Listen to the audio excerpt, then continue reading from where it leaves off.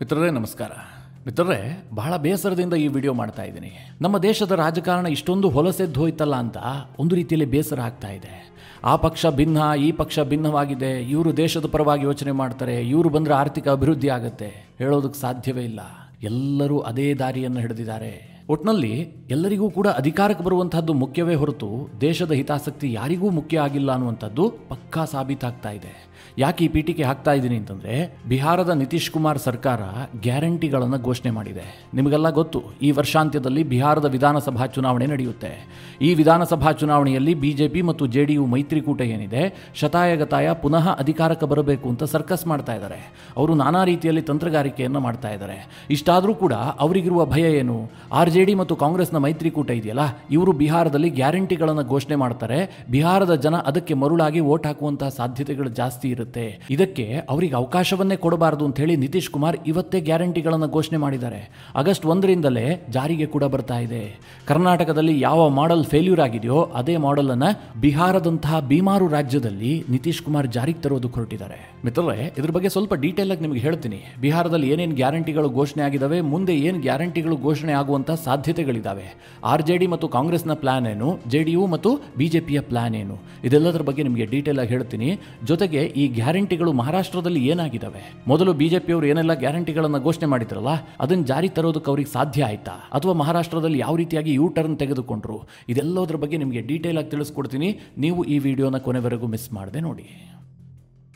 ಬಿಹಾರದಲ್ಲಿ ಲಾಲು ಪ್ರಸಾದ್ ನೇತೃತ್ವದ ಆರ್ಜೆಡಿಗೆ ರಾಜಕೀಯ ಅಜ್ಞಾತವಾಸ ಆರಂಭವಾಗಿ ಹಲವು ವರ್ಷಗಳೇ ಕಳೆದು ಹೋಗಿದೆ.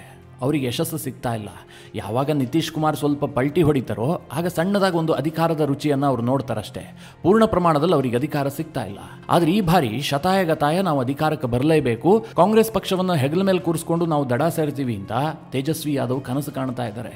ಅದಕ್ಕೋಸ್ಕರವಾಗಿ ಅವ್ರೇನು ಪ್ಲಾನ್ ಮಾಡ್ಕೊಂಡಿದ್ರು ಅಂತಂದರೆ, ಕರ್ನಾಟಕದಲ್ಲಿ ಯಶಸ್ವಿಯಾಗಿ ಕಾಂಗ್ರೆಸ್ಗೆ ಅಧಿಕಾರವನ್ನು ತಂದು ಕೊಟ್ಟಿದ್ದಂತಹ ಗ್ಯಾರಂಟಿ ಮಾಡೆಲನ್ನು ಬಿಹಾರದಲ್ಲಿ ಅನುಸರಿಸೋದಕ್ಕೆ ಮುಂದಾಗಿದ್ರು. ಎಲ್ಲ ಮೂಲಗಳು ಅದನ್ನೇ ಹೇಳ್ತಾ ಇದ್ವು. ಆರ್ಜೆಡಿ ದೊಡ್ಡದಾಗಿ ಪ್ಲಾನ್ ಮಾಡ್ತಾ ಇದೆ, ಕಾಂಗ್ರೆಸ್ ಮತ್ತು ಆರ್ಜೆಡಿ ಮೈತ್ರಿಕೂಟ ಒಟ್ಟಾಗಿ ಬಿಹಾರದಲ್ಲಿ ಭರ್ಜರಿ ಗ್ಯಾರಂಟಿಗಳನ್ನು ಘೋಷಣೆ ಮಾಡ್ತವೆ ಅಂತ. ಇದು ಸಹಜವಾಗಿ ಅಲ್ಲಿನ ಆಡಳಿತಾರೂಢ ಜೆಡಿಯು ಮತ್ತು ಬಿಜೆಪಿ ನೇತೃತ್ವದ ಸರ್ಕಾರಕ್ಕೆ ಒತ್ತಡವನ್ನು ಕ್ರಿಯೇಟ್ ಮಾಡಿತ್ತು. ಯಾಕೆಂದರೆ ಆರ್ಜೆಡಿ ಮತ್ತು ಕಾಂಗ್ರೆಸ್ ಏನಾದರೂ ಗ್ಯಾರಂಟಿಯನ್ನು ಘೋಷಣೆ ಮಾಡಿದ್ದೆ ಆದರೆ ಅದು ಚುನಾವಣೆಯ ದಿಕ್ಕನ್ನು ಬದಲಾಯಿಸಬಹುದು ಅಂತ ನಿಮಗೆಲ್ಲ ಗೊತ್ತಿರಬಹುದು. ಇವತ್ತು ಮಹಾರಾಷ್ಟ್ರ, ಕರ್ನಾಟಕ, ತಮಿಳುನಾಡಿನಂತಹ ಎಜುಕೇಟೆಡ್ ವರ್ಗ ಜಾಸ್ತಿ ಇರುವಂತಹ ರಾಜ್ಯಗಳಲ್ಲೇ ಗ್ಯಾರಂಟಿ ಯಶಸ್ವಿಯಾಗಿದೆ. ಜನ ಬಿಟ್ಟಿ ಯೋಜನೆಗಳನ್ನು ನೋಡಿ ವೋಟ್ ಕೊಟ್ಟಿದ್ದಾರೆ. ಅಂತಹದ್ರಲ್ಲಿ ಬಿಹಾರದಂತಹ ಬೀಮಾರು ರಾಜ್ಯ, ಅಲ್ಲಿ ಲಿಟ್ರಸಿ ರೇಟ್ ತೀರಾ ಕಡಿಮೆ ಇದೆ, ಬಡತನ ವಿಪರೀತವಾಗಿದೆ, ಜನಸಂಖ್ಯೆ ಜಾಸ್ತಿ ಇದೆ. ಇಂತಹ ರಾಜ್ಯದಲ್ಲಿ ಫ್ರೀ ಯೋಜನೆಯನ್ನು ಕೊಡ್ತೀನಿ ಅಂತಂದರೆ ಜನ ಬಿಡ್ತಾರಾ? ವೋಟ್ ಹಾಕಿಯೇ ಹಾಕ್ತಾರೆ. ಅವರು ಆ ಪಕ್ಷ ಈ ಪಕ್ಷ ಸಿದ್ಧಾಂತ ಯಾವುದನ್ನು ನೋಡೋದಿಲ್ಲ.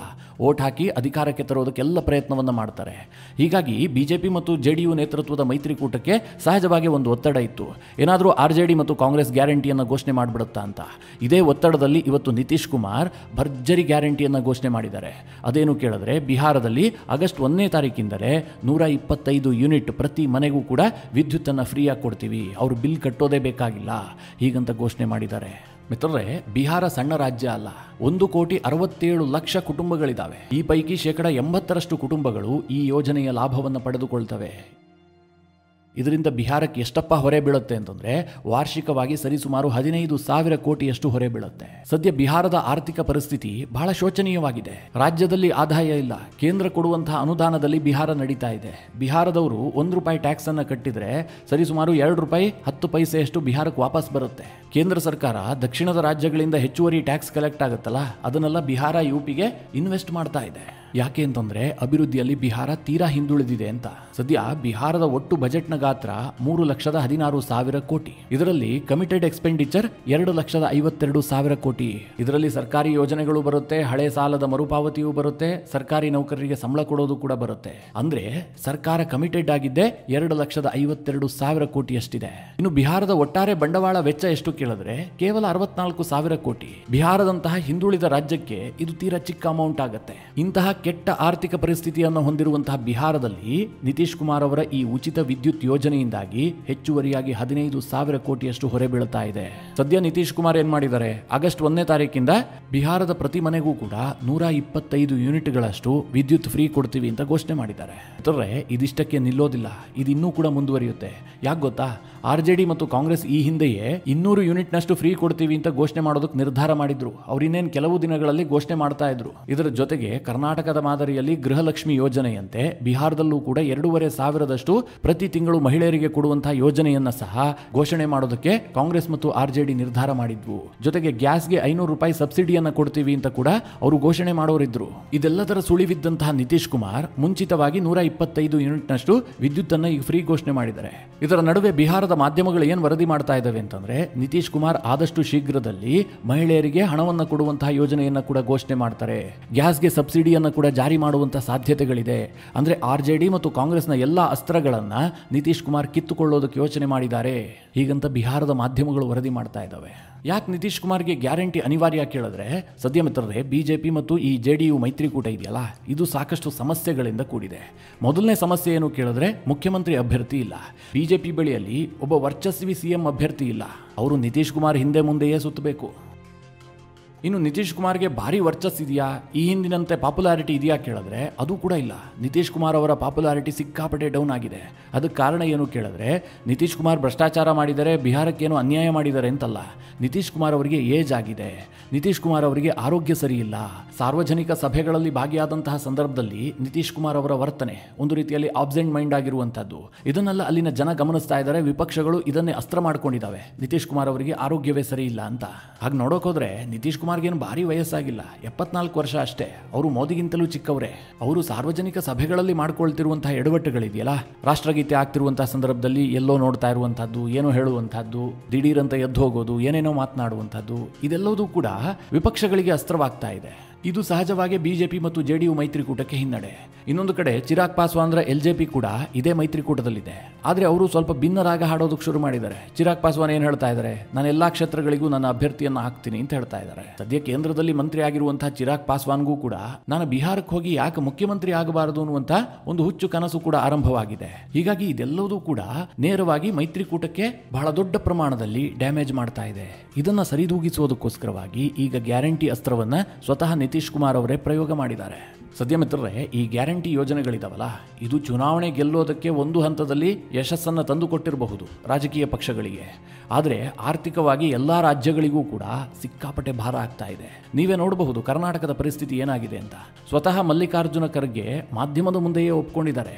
ಗೊತ್ತು ಗುರಿ ಇಲ್ಲದೆ ಗ್ಯಾರಂಟಿಗಳನ್ನು ಘೋಷಣೆ ಮಾಡಿ ಇವತ್ತು ರಸ್ತೆಗೆ ಒಂದು ಹಿಡಿ ಮಣ್ಣು ಹಾಕೋದಕ್ಕೂ ಕೂಡ ನಮ್ಮ ಬಳಿಯಲ್ಲಿ ದುಡ್ಡಿಲ್ಲದಂತಹ ಪರಿಸ್ಥಿತಿ ಆಗಿದೆ ಅಂತ ಸ್ವತಃ ಮಲ್ಲಿಕಾರ್ಜುನ ಖರ್ಗೆ ಒಪ್ಕೊಂಡಿದ್ದಾರೆ. ಇವತ್ತು ರಾಜ್ಯದ ಕಾಂಗ್ರೆಸ್ ಸರ್ಕಾರದ ಡೋಲಾಯಮಾನ ಪರಿಸ್ಥಿತಿಗೆ ಗ್ಯಾರಂಟಿಗಳು ಕೂಡ ಒಂದು ಪ್ರಮುಖ ಕಾರಣ ಅನ್ನುವಂಥದ್ದನ್ನ ಎಲ್ಲರೂ ಒಪ್ಪಲೇಬೇಕು. ಯಾಕಂದ್ರೆ ಯಾವ MLAಗಳು ಖುಷಿಯಾಗಿಲ್ಲ, ಯಾವ ಕ್ಷೇತ್ರಕ್ಕೂ ಅನುದಾನ ಸಿಗ್ತಾ ಇಲ್ಲ, ಯಾವುದೇ ಕೆಲಸಗಳಾಗ್ತಾ ಇಲ್ಲ. ಹೀಗಾಗಿ ಗ್ಯಾರಂಟಿ ಯೋಜನೆಗಳ ಬಗ್ಗೆ ಕಾಂಗ್ರೆಸ್ನ MLAಗಳೇ ಬಹಿರಂಗವಾಗಿ ಅಸಮಾಧಾನವನ್ನು ಹೊರಹಾಕ್ತಾ ಇದ್ದಾರೆ. ಕರ್ನಾಟಕದ ಪರಿಸ್ಥಿತಿ ಬಿಟ್ಟುಬಿಡಿ, ನಿಮಗೆಲ್ಲ ಗೊತ್ತೇ ಇರುತ್ತೆ, ಅದನ್ನೇನು ನಾನು ಬಹಳ ವಿವರಿಸಿ ಹೇಳಬೇಕಾಗಿಲ್ಲ. ಪ್ರತಿನಿತ್ಯ ನೀವು ನೋಡ್ತಾನೆ ಇರ್ತೀರಿ. ಮಹಾರಾಷ್ಟ್ರದ ಉದಾಹರಣೆಯನ್ನು ಬೇಕಾದರೂ ಕೊಡಬಹುದು. ಮಿತ್ರರೇ, ಬಿಜೆಪಿಯವರು ವಿರುದ್ಧ ಭಾಷಣ ಮಾಡ್ತಾರಲ್ಲ, ಆರ್ಥಿಕತೆ ಅದು ಇದು ಗ್ಯಾರಂಟಿ ಕೊಟ್ಟರೆಲ್ಲ ಹಾಳಾಗ್ಬಿಡುತ್ತೆ ಅಂತ. ಮಹಾರಾಷ್ಟ್ರದಲ್ಲೂ ಕೂಡ ಈ ಬಾರಿ ಅಧಿಕಾರಕ್ಕೆ ಬರೋದಕ್ಕೆ ಬಿಜೆಪಿಯವರು ಅನುಸರಿಸಿದ್ದು ಇದೇ ನೀಚ ಮಾರ್ಗವನ್ನೇ. ಇದನ್ನು ಹೇಳಿದಂತಹ ಸಂದರ್ಭದಲ್ಲಿ ಕೆಲವರು ಹೇಳ್ತಾರೆ, ಮುಳ್ಳಿಂದಲೇ ತೆಗಿಬೇಕು, ಅದಕ್ಕೆ ಬಿಜೆಪಿಯವರು ಮಾಡ್ತಾ ಇರುವಂತದ್ದು ಸರಿ ಅಂತ. ಮಿತ್ರರೇ, ಯಾರೊಬ್ರು ಹೊಲಸು ತಿಂತಾ ಇದ್ದಾರೆ ಅಂದ್ರೆ ನಾವು ಹೊಲಸು ತಿನ್ನುವ ಮೂಲಕ ಅದನ್ನು ಸರಿ ಮಾಡೋದಲ್ಲ. ಬದಲಾಗಿ ಅದಕ್ಕೊಂದು ಸೂಕ್ತವಾದಂತಹ ಕಾನೂನನ್ನು ತಂದು ದೇಶವ್ಯಾಪಿ ಉಚಿತ ಸ್ಕೀಮ್ಗಳನ್ನು ಬ್ಯಾನ್ ಮಾಡಬೇಕು. ಚುನಾವಣೆಗೆ ಮುಂಚೆ ರಾಷ್ಟ್ರದ ಹಿತಾಸಕ್ತಿಗೆ ಅಂದ್ರೆ ರಾಷ್ಟ್ರದ ಎಕಾನಮಿಗೆ ಧಕ್ಕೆ ತರುವಂತಹ ಯಾವುದೇ ಯೋಜನೆಗಳನ್ನು ಘೋಷಿಸೋದಕ್ಕೆ ಯಾವ ಪಕ್ಷಕ್ಕೂ ಕೂಡ ಅಧಿಕಾರ ಇರಬಾರದು. ಅಂತಹ ರೂಲ್ಸ್ ಅನ್ನು ತರಬೇಕು. ಅದನ್ನು ಬಿಟ್ಬಿಟ್ಟು ಕಾಂಗ್ರೆಸ್ನವರು 2,000 ರೂಪಾಯಿ ಕೊಡ್ತಾ ಇದ್ದಾರಾ, ನಾವು 2,500 ರೂಪಾಯಿ ಕೊಡ್ತೀವಿ, ಅವ್ರು ಒಂದು ಗ್ಯಾಸ್ ಕೊಡ್ತಾರಾ, ನಾವು 2 ಕೊಡ್ತೀವಿ, ಈ ರೀತಿಯಾಗಿ ಉಚಿತ ಸ್ಕೀಮ್ಗಳನ್ನು ನೀವು ಘೋಷಣೆ ಮಾಡ್ತೀರಿ ಅಂತಂದ್ರೆ ಕಾಂಗ್ರೆಸ್ಗೂ ನಿಮಗೂ ಏನು ವ್ಯತ್ಯಾಸ? ಮಹಾರಾಷ್ಟ್ರದಲ್ಲೂ ಕೂಡ ಬಿಜೆಪಿ ಮೈತ್ರಿಕೂಟ ಇದನ್ನೇ ಮಾಡಿತ್ತು. ಚುನಾವಣೆಗೆ ಮುಂಚೆ ಆಗಿನ CM ಆಗಿದ್ದಂತಹ ಏಕನಾಥ್ ಶಿಂದೆ ಲಾಡ್ಕಿ ಬಹಿನಾ ಸ್ಕೀಮ್ ಅನ್ನ ಜಾರಿಗೆ ತಂದಿದ್ರು. ಅಂದ್ರೆ ಪ್ರತಿ ಮಹಿಳೆಗೂ ಕೂಡ 1,500 ರೂಪಾಯಿ ಪ್ರತಿ ತಿಂಗಳು ಕೊಡುವಂತಹ ಸ್ಕೀಮ್. ಅನಂತರ ಚುನಾವಣೆ ಸಮೀಪಿಸುತ್ತಿದ್ದಂತೆ ಕಾಂಗ್ರೆಸ್ನವರು ಏನ್ ಮಾಡಿದ್ರು, ನಾವೇನಾದ್ರೂ ಅಧಿಕಾರಕ್ಕೆ ಬಂದ್ರೆ 2,500 ರೂಪಾಯಿ ಪ್ರತಿ ತಿಂಗಳು ಕೊಡ್ತೀವಿ ಅಂತ ಘೋಷಣೆ ಮಾಡಿದ್ರು. ಆಗ ಬಿಜೆಪಿ ಮೈತ್ರಿಕೂಟದ ಸರ್ಕಾರಕ್ಕೆ ಅನಿಸ್ತು, ನಾವು ಕೊಡ್ತಾ ಇರುವಂತದ್ದು ಕಡಿಮೆ ಆಗುತ್ತೆ, ನಾವು ಹೆಚ್ಚಿಗೆ ಘೋಷಣೆ ಮಾಡಬೇಕು ಅಂತ. ಇವರು 1500 ರೂಪಾಯಿ ಇದ್ದಿದ್ದನ್ನು 2100 ರೂಪಾಯಿಗೆ ಏರಿಕೆ ಮಾಡಿದ್ರು. ನಾವು ಮತ್ತೆ ಅಧಿಕಾರಕ್ಕೆ ಬಂದಿದ್ದೆ ಆದರೆ ಈಗೇನು 1500 ರೂಪಾಯಿ ಕೊಡ್ತಾ ಇದೀವಲ್ಲ, ಮುಂದೆ ನಾವು ಇದನ್ನ 2100 ರೂಪಾಯಿಗೆ ಏರಿಸ್ತೀವಿ ಅಂತ ಘೋಷಣೆ ಮಾಡಿದ್ರು. ಆದರೆ ಇವತ್ತು ಮಹಾರಾಷ್ಟ್ರದ ಪರಿಸ್ಥಿತಿ ಏನಾಗಿದೆ ಗೊತ್ತಾ? ಮಹಾರಾಷ್ಟ್ರದಲ್ಲಿ ಬಿಜೆಪಿಗೆ ಜನ ಮತ ನೀಡಿದರೆ, ಬಹಳ ದೊಡ್ಡದಾದಂತಹ ಪ್ರಚಂಡ ಬಹುಮತದೊಂದಿಗೆ ಅವರು ಸರ್ಕಾರವನ್ನ ಕೂಡ ರಚನೆ ಮಾಡಿದ್ದಾರೆ. ಆದರೆ ಈ ಮೈತ್ರಿಕೂಟದ ಸರ್ಕಾರ ಅಧಿಕಾರಕ್ಕೆ ಬಂದ ಮೇಲೆ ಆ ಗ್ಯಾರಂಟಿಗಳನ್ನ ಫುಲ್ಫಿಲ್ ಮಾಡೋದಕ್ಕೆ ಸಾಧ್ಯ ಆಗಿಲ್ಲ. ಮಹಿಳೆಯರಿಗೆ ಕೊಡ್ತಾ ಇದ್ದಂತಹ 1500 ರೂಪಾಯಿ ದುಡ್ಡನ್ನ 2100 ರೂಪಾಯಿಗೆ ಏರಿಸ್ತೀವಿ ಅಂತ ಇವರು ಘೋಷಣೆ ಮಾಡಿದ್ರಲ್ಲ, ಅದನ್ನು ಮಾಡೋದಕ್ಕಾಗಿಲ್ಲ. ಅದಕ್ಕೆ ಮಹಾರಾಷ್ಟ್ರದ ಸರ್ಕಾರ ಏನ್ ಜಸ್ಟಿಫಿಕೇಶನ್ ಕೊಟ್ಟಿದೆ ಅಂತಂದ್ರೆ, ಮಹಾರಾಷ್ಟ್ರದ ಸದ್ಯದ ಆರ್ಥಿಕ ಪರಿಸ್ಥಿತಿ ಅದಕ್ಕೆ ಪೂರಕವಾಗಿಲ್ಲ, ಆದಾಯಕ್ಕಿಂತ ವೆಚ್ಚ ವಿಪರೀತವಾಗಿ ಜಾಸ್ತಿ ಆಗುತ್ತೆ, ಹೀಗಾಗಿ ಈ ಯೋಜನೆಯನ್ನ ನಾವು ಜಾರಿಗೆ ತರೋದಿಲ್ಲ. ಈ ಹಿಂದೆ 1500 ರೂಪಾಯಿ ಕೊಡ್ತಾ ಇದ್ವಲ್ಲ, ಅದನ್ನೇ ಮುಂದುವರಿಸ್ತೀವಿ ಅಂತೇಳಿ ದೇವೇಂದ್ರ ಫಡ್ನವೀಸ್ ಸರ್ಕಾರ ಘೋಷಣೆ ಮಾಡಿದೆ. ಇದಿಷ್ಟು ಮಾತ್ರ ಅಲ್ಲ ಮಿತ್ರರೇ, ಈ ಹಿಂದೆ ಲಾಡ್ಕಿ ಬೆಹಿನಾ ಸ್ಕೀಮ್ ಅನ್ನ ಜಾರಿಗೆ ತಂದಿದ್ರಲ್ಲ, ಅದರಲ್ಲಿ 8 ಲಕ್ಷ ಫಲಾನುಭವಿಗಳನ್ನ ಪಟ್ಟಿಯಿಂದ ಕೈಬಿಟ್ಟಿದ್ದಾರೆ. ಈ ಸ್ಕೀಮ್ಗೆ ಮಹಾರಾಷ್ಟ್ರದ ಸರ್ಕಾರ ಹೊಸ ನಿಬಂಧನೆಗಳನ್ನು ವಿಧಿಸಿದೆ. ಕಾರಿದ್ದವರಿಗೆ ಈ ಯೋಜನೆ ಇಲ್ಲ, ವಾರ್ಷಿಕವಾಗಿ 2.5 ಲಕ್ಷದಷ್ಟು ಆದಾಯ ಇದ್ರೆ ಈ ಯೋಜನೆಯನ್ನ ಪಡೆದುಕೊಳ್ಳುವಂತಿಲ್ಲ, ಫ್ಯಾಮಿಲಿಯಲ್ಲಿ ಯಾರು ಒಬ್ರು ಸರ್ಕಾರಿ ಉದ್ಯೋಗದಲ್ಲಿದ್ರೆ ಅವರಿಗೂ ಕೂಡ ಈ ಯೋಜನೆ ಸಿಗೋದಿಲ್ಲ. ಹೀಗೆಲ್ಲ ನಿಬಂಧನೆಯನ್ನ ವಿಧಿಸಿ 8 ಲಕ್ಷ ಫಲಾನುಭವಿಗಳನ್ನ ಪಟ್ಟಿಯಿಂದ ಹೊರಹಾಕ್ಬಿಟ್ಟಿದ್ದಾರೆ. ಈ ದೇಶದಲ್ಲಿ ಅತಿ ಹೆಚ್ಚು ಆದಾಯ ಇರುವಂತಹ ರಾಜ್ಯ ಅಂತಂದ್ರೆ ಅದು ಮಹಾರಾಷ್ಟ್ರ. ಅಂತಹ ಸುಭಿಕ್ಷವಾದ ರಾಜ್ಯದಲ್ಲೇ ಇಂತಹ ಗ್ಯಾರಂಟಿಗಳನ್ನ ಜಾರಿಗೆ ತರೋದಕ್ಕೆ ಸಾಧ್ಯ ಆಗಿಲ್ಲ ಅಂದ ಮೇಲೆ ಬಿಹಾರದಂತಹ ಬಿಮಾರು ರಾಜ್ಯಕ್ಕೆ ಇದು ಸಾಧ್ಯ ಆಗುತ್ತಾ? ಅಲ್ಲಿನ ರಾಜಕೀಯ ಪಕ್ಷಗಳು ಸ್ವಲ್ಪ ಯೋಚಿಸಬೇಕಲ್ವಾ? ಒಟ್ನಲ್ಲಿ ಬಿಹಾರದಲ್ಲಿ ಚುನಾವಣೆ ಇನ್ನೂ ಕೆಲ ತಿಂಗಳು ಬಾಕಿ ಇರುವಂತಹ ಸಂದರ್ಭದಲ್ಲೇ ಗ್ಯಾರಂಟಿಗಳ ಅಬ್ಬರ ಆರಂಭಗೊಂಡಿದೆ. ಈ ಗ್ಯಾರಂಟಿ ಯೋಜನೆಗಳು ಬಿಹಾರದ ಚುನಾವಣೆಯಲ್ಲಿ ಯಾವ ರೀತಿಯಾದಂತಹ ಪಾತ್ರ ವಹಿಸ್ತವೆ ಅನ್ನುವಂಥದ್ದನ್ನ ಕಾಲವೇ ಉತ್ತರಿಸಬೇಕು. ಮಿತ್ರರೇ, ಈ ಬಗ್ಗೆ ನಿಮ್ಮ ಅನಿಸಿಕೆ ಅಭಿಪ್ರಾಯಗಳೇನು? ಕಮೆಂಟ್ ಮಾಡುವ ಮೂಲಕ ನಮಗೆ ತಿಳಿಸಿ. ಹಾಗೆ ನಿಮಗೆ ಈ ವಿಡಿಯೋ ಇಷ್ಟವಾದರೆ ಲೈಕ್ ಮಾಡಿ. ಜೊತೆಗೆ ನೀವಿನ್ನೂ ನಿಮ್ಮ ನೆಚ್ಚಿನ ಸಂಸ್ಕಾರ ಸೌರಭ ಯೂಟ್ಯೂಬ್ ಚಾನಲ್ನ ಸಬ್ಸ್ಕ್ರೈಬ್ ಮಾಡಿಲ್ಲ ಅಂತಾದರೆ ಈ ಕೂಡಲೇ ಸಬ್ಸ್ಕ್ರೈಬ್ ಮಾಡಿ. ಮುಂದಿನ ಎಲ್ಲ ಅಪ್ಡೇಟ್ಗಳ ನೋಟಿಫಿಕೇಷನ್ಗಾಗಿ ಬೆಲ್ ಐಕಾನ್ ಒತ್ತಿ.